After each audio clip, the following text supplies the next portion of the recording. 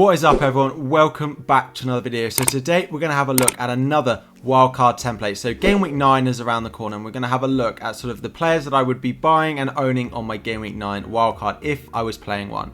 So this video is, yes, it's titled a wildcard, but it's more around talking about players that I think we should be buying at the moment, talking about players that we should maybe not be owning that you are having in your team. If I could set up the ideal squad for Game Week 9 onwards, what it would look like. So you can think, okay, which players in here don't I own? Who should I be bringing into my team and everything like that. I hope you find it useful. Yes, it's titled a wildcard, so you might not think it's relevant to you, but hopefully there are a few things in here that you can take out and apply to your current team at the moment. If you do enjoy the videos, please do consider liking and of course subscribing to the channel. But let's dive straight in. So Brentford have finally started that great fixture run that they have. Game Week 8 saw them play against Chelsea, but from Game Week 9 they have a really nice fixture run. 4.6 million for Raya, slightly more than maybe Sanchez or Ramsdale is at the moment. Do I buy just 0.1 million? But they're really nice fixture run. He probably has the most save potential on top of the clean sheets that any of those goalkeeper has. So Raya for that 4.6 million I think is a really nice option. And Foster comes in as the backup pick. He has the most chance of playing as always as that 4.0 million goalkeeper, but I don't expect him to start. But with that Brentford fixture run, you can just start Raya each and every week. He's looked good. Brentford have looked good defensively. He does make a few saves as well, so I think he is a really nice pick to go with.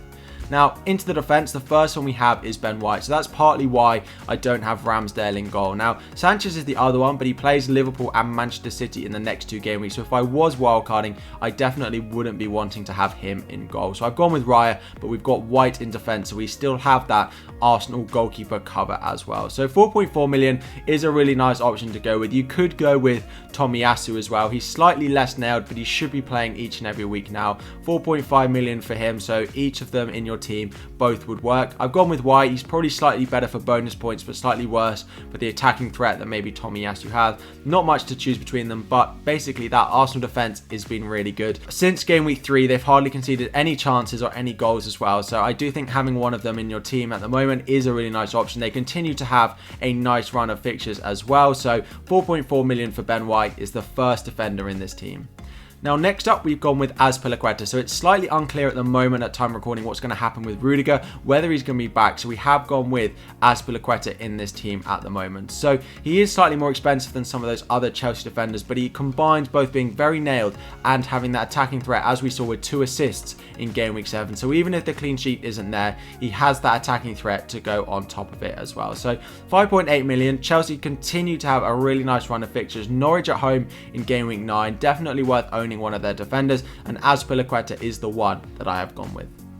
Next up, we have gone with João Cancelo of Manchester City. Now, there is always going to be rotation worries with the Manchester City defence. With Zinchenko being back, it is going to put a slight dampener on Cancelo. But I do think with the strength in depth that this squad has, you are able to go with the more attacking options in the likes of Cancelo, the more attacking options in the likes of Azpilicueta. And even if you wanted to go with Tomiyasu at Arsenal again, you could go and do that because the depth of this squad is really good.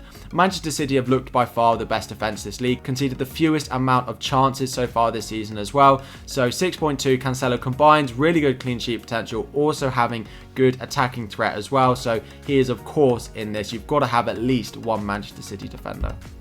And next up, of course, is Trent Alexander-Arnold. Now, their fixtures this week are slightly more difficult. They play against Manchester United. Now, there is potential for a clean sheet, but the attacking threat that Trent brings is really why we are buying him.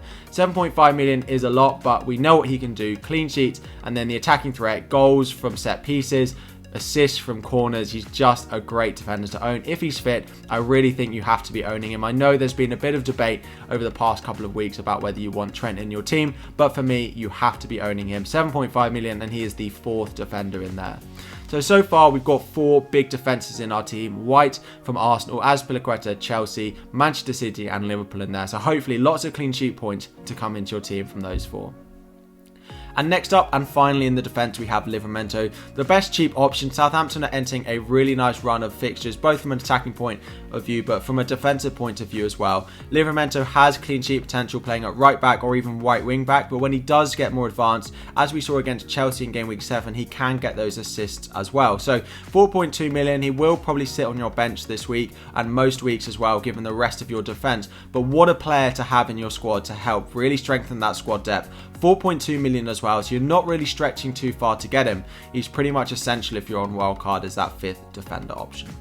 So that's the defence and goalkeeper, but moving into the midfield now. So we've spoken quite a lot recently about the improved fixture run that Brentford have, and we've gone with Mbeumo as the first attacking Brentford option to combine with Raya as well. So 5.5 million, a really nice option, playing as a second striker for them alongside Ivan Toney. He gets the extra point for a goal. He still gets that clean sheet point if they keep them as well. So 5.5 million is a great budget pick given the run of fixtures and given how he and Brentford have performed so far this season. They've looked great. I think there's more to come from them. They'll continue to get goals, pick up points, and so Mbeumo I think is a really nice option to be owning and definitely one I'd be looking to buy and I'm looking to bring into my team even though I'm not on a wild card this week. Next up, of course, is Salah. We won't dwell on Salah quite as much as maybe some of those other players. 12.7 million. He's the most informed player in the league. He's probably the most essential player to own. He's a great captaincy option pretty much every week. He can score against anyone, as we saw with the haul he got against Manchester City, as I've said, who are the best defence in the league. If you're on a wild card, if you're not on a wild card, just make sure you've got Salah in your team. It's as simple as that.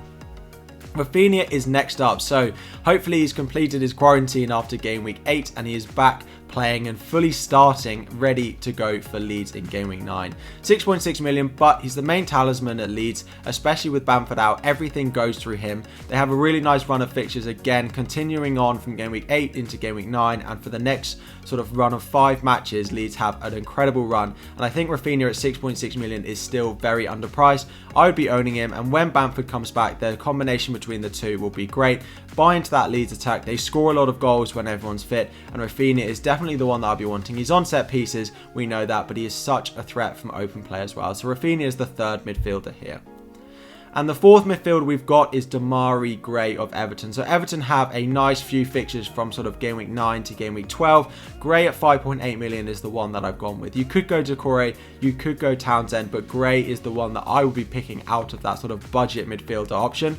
5.8 million, he's nice, he's shown over the past few weeks what he's capable of. The points do get shared around that midfield. If the likes of Richarlison and Calvert-Lewin are back for Game Week 9, it may impact the output that the mids can have slightly, but I still think they're really nice options given the price that they are at the moment. So Gray is in there as the 4th playable midfielder in this team.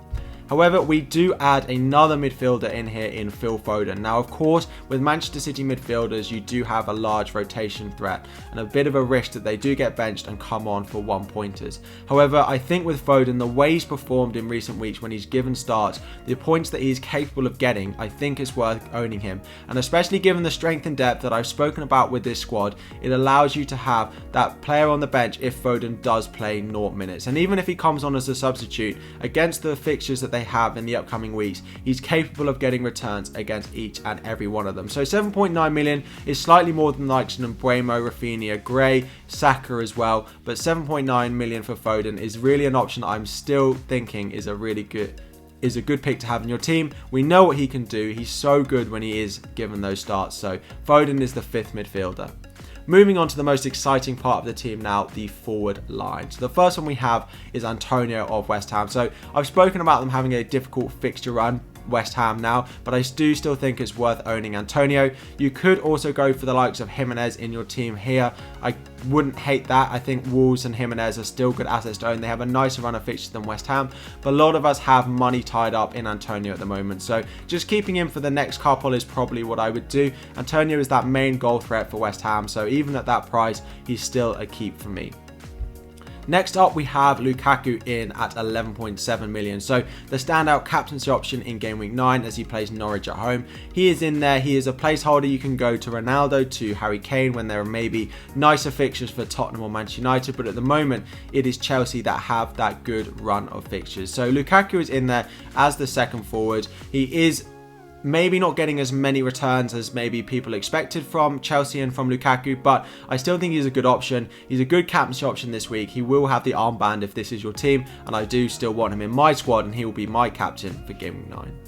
And finally, at the moment, this team has Tony in your team. So 6.4 million, it does double up in attack with Mbeumo. But as I've spoken about, this run of fixtures that Brentford have is just too good to ignore. I've gone with both Tony and Mbeumo. Now, this squad is very stretched in terms of budget. It's very close to my squad value, and I know some of you potentially have less squad value than I do at the moment. So the first change that you could make if you don't have as much squad value is Antonio down to Jimenez. So freeing up that bit of money, going for a player that has a nicer run of fixtures in Jimenez over Antonio, and that is what I would probably do if I had to do it. The other option you can do is changing Tony and going to Hwang Hee-chan. So again, that saves you $1 million if you can't quite afford the squad value that this team has. 5.6 million for that Wolves attacker, but I think the cheaper Wolves options is where I would go to free up money. But if you look at this team, there are in theory 15 players that you could play each and every week. Not Foster, I suppose, but your bench would be made up by one of those attackers. You could rotate Gray, Mbeumo and Hwang Hee-chan each and every week, depending on who has the best fixture. And then you put Ben White and Livramento. And when there's Champions League rotation for the likes of Cancelo, maybe Azpilicueta as well, maybe Foden in there, maybe there's occasional rest for Lukaku. You have such a strong bench going into the next Champions League run of fixtures, going into that Christmas period, that you can have these players to come off your bench and you're never worrying about taking hits, going for that extra transfer because you don't have enough players to put out each and every week. So if this was my squad, if I was wildcarding, this would be what I would go with. Some key talking points, some players to target, like we've got Foden in there, the Everton fixture run, Wolves, Brentford as well. If you have enjoyed the video and found it useful for your team or just generally enjoyable watch, do drop it in the comments down below what you've enjoyed. But most importantly, please consider liking and subscribing to the channel. It's so appreciated. It really helps us as the YouTube algorithm is being not very kind to us at the moment. But do please consider liking and subscribing. Good luck in Game Week 9 if I don't see you then. Let me know how you got on in Game Week 8 as well, and I will see you all very soon.